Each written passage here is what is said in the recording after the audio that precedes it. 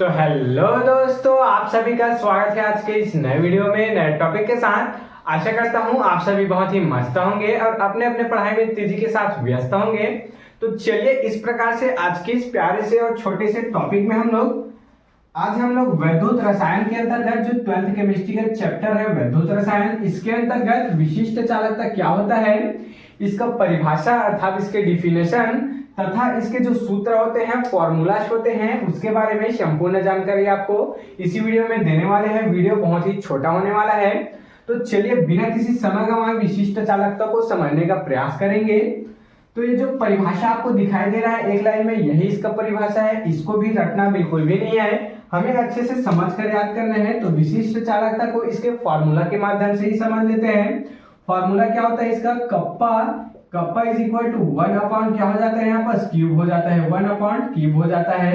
ये क्या है यहाँ पर कप्पा है। नॉर्मल जो के होता है इस प्रकार से होता है, कप्पा का जो के है वो थोड़ा सा ऊपर कैसे हुआ रहता है, मुड़ा हुआ रहता है कुछ इस प्रकार से। तो इसे क्या कहते हैं, कप्पा कहते हैं। तो यहाँ पर से जो क्यूब है, यहाँ पर जो क्यूब है इसे क्या कह देते हैं, इसे विशिष्ट प्रतिरोध कह देते हैं, इसे विशिष्ट प्रतिरोध बोल देते हैं। तो ध्यान देंगे इसके विशिष्ट चालकता की परिभाषा में ध्यान देंगे। विशिष्ट प्रतिरोध के व्युत्क्रम को ही क्या कहते हैं, ये 1 के अपॉइंट में है। ये जो क्यूब है विशिष्ट प्रतिरोध है वह 1 के अपॉइंट में है। तो 1 के अपॉइंट में 1 के बटन में होता है तो उसको क्या कहते हैं, व्युत्क्रम कहते हैं। तो विशिष्ट प्रतिरोध के व्युत्क्रम को ही क्या कह देते हैं, विशिष्ट चालकता कह देते हैं। ये जो के है ये क्या है, विशिष्ट चालकता है। के यहाँ पर विशिष्ट चालकता है, देख सकते हैं के विशिष्ट चालकता है।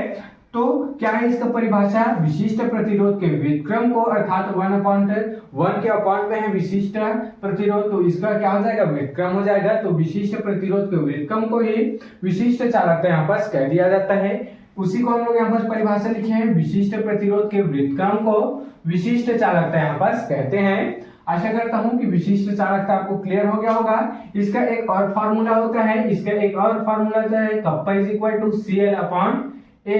तो इसका ये भी एक फार्मूला होता है, ये फार्मूला नंबर पहला हो गया, ये दूसरा हो गया। अब इसमें C क्या है, C इज इक्वल टू क्या है, चालकता है, C चालकता है, देख सकते हैं। L क्या है, L क्या है, इलेक्ट्रोडों के बीच की दूरी। मान लेते हैं एक पात्र है, यहाँ पर क्या होंगे, 2 इलेक्ट्रोड होंगे। थोड़ा सा अच्छे से बना देते हैं। ये एक पात्र है, यहाँ पर क्या होंगे, 2 इलेक्ट्रोड होंगे कुछ इस प्रकार से। तो इसकी जो बीच की जो दूरी है, इसकी जो दोनों के बीच की जो दूरी है, मान लेते हैं ये माइनस आवेश वाला है, ये प्लस आवेश वाला है। तो इन दोनों के बीच की दूरी को ही क्या कहते हैं, यहाँ पर L कहते हैं। अर्थात इलेक्ट्रोड के बीच की दूरी, इलेक्ट्रोड के बीच की दूरी को ही क्या कहते हैं, बीच की दूरी, और इसी को क्या कहते हैं, L कहते हैं। ए यहाँ पर क्या है, ए को हम लोग अनुप्रस्थ काट का क्षेत्रफल मान लेते हैं। क्या मान लेते हैं इसे, अनुप्रस्थ काट का क्षेत्रफल।